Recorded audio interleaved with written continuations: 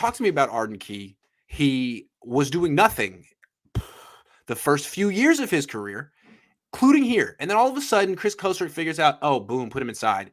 And last 6 games, 4 sacks. It's nothing to sneeze at. I mean, that's serious production. And it's been like consistent. 1 sack, 1 sack, 1 sack, no sacks, half a sack, half a sack.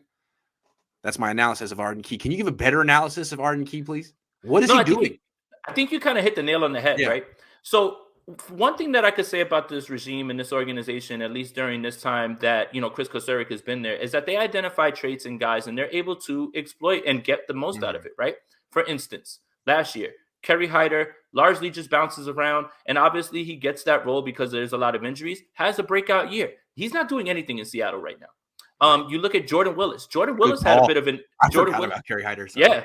Jordan Willis had a big old impact, a little bit, last year. And now, they bet on traits. And as much as we get on them for, well, you swung and missed on this guy, Chris Kosuric and this regime, they bet on traits and they find good ways to get the most out of guys, right? Sure. Arden Key was athletically profiled. Everybody loved him and everything. Obviously, who knows what the hell's going on with the Raiders? I mean, you can just chalk it up to just being in that organization as the reason that he wasn't productive. Fair. But you have to give this coaching staff he's got a position too, right? Right. You have to give them credit for being able to get the most out of guys, and they have been. And for a guy who was largely ineffective with the Raiders to have already surpassed his sack total, I think that just speaks volumes to Chris Kosuric and this organization for being able to bet on those traits. I think Arden Key is such an important player for this stretch run, because as we already said, Armstead, it's hard to expect him to sort of take his game up another notch. I mean, he's played 91 games in the league. I mean, he's pretty established at what he's going to give you. He fills a role, and that's what he's paid to do. Arden Key is young. He's kind of a wild card. He's a little bit like Azeez Al-Shaair. He's figuring out what he's effective at in the NFL. And if he can all of a sudden turn into a guy who gives you like half a sack a game,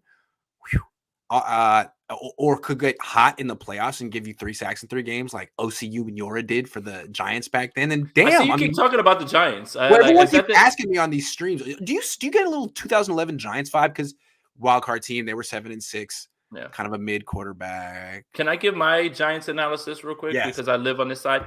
Yes. Giants fans were so annoying during that time, right? Because here's why. Right? The 49ers are a boomer bust. Like, if they make the playoffs, they're going to make the NFC Championship game at least, right? Like, they don't just go out in the first round, right? Okay, which I was thinking about today. The Niners are probably going to win their first 2 playoff games on the road and get to the NFC Championship game and then just be gassed like 20. Or I don't know if it's that. I don't know if it's that. I don't know. I'll tell you this. Yeah. The past doesn't dictate the future, or there's no real correlation. But I'll tell you this. This is what Giants fans would always tell me when their team was middling and piddling around. Don't let us get in. You know what we do when we get in. When we get in, we win the Super Bowl. So there's my analysis on that. But it's a funny way that fans think about things. It's like the Giants fans would they would be 6-6.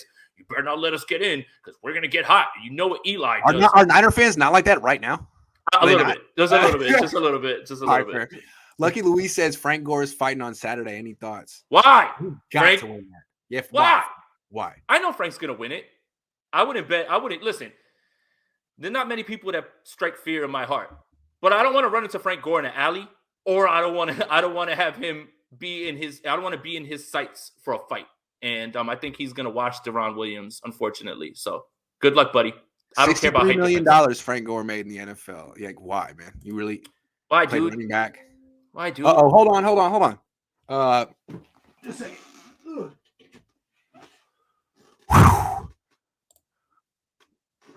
Battery almost ran out, but I plugged it in. All right, we're good. Woo!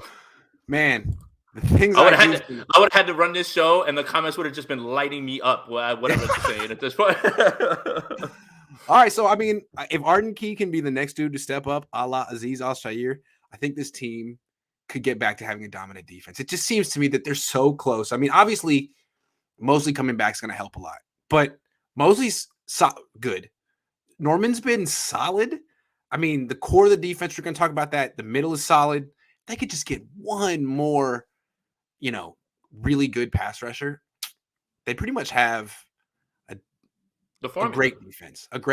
So yeah, Key. and And if they get Elijah Mitchell back and they're able to control games and run the ball, then things become very interesting. And the 49ers become that dreaded team that nobody wants to play. And you get that 2019 vibe again. To me, you can't have the 2019 vibe until you account for this D Ford, DeForest Buckner absence. And, that's hard, though.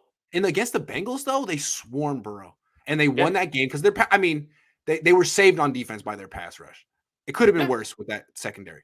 Yeah, and also thank God that Joe Burrow holds the ball as long as he does at times, man. I know that people talk about other quarterbacks, but like he's great and he made some great throws. But I was and he's gonna be great. Slow too. He's slow. But he holds the ball a little bit, right? Yeah. Like we can pick apart Garoppolo's misses, but he had a bunch of guys running wide open where he just was like, nah, and then he just like wound up turning into a sack, and it was just like, oh man, I was like, thank God.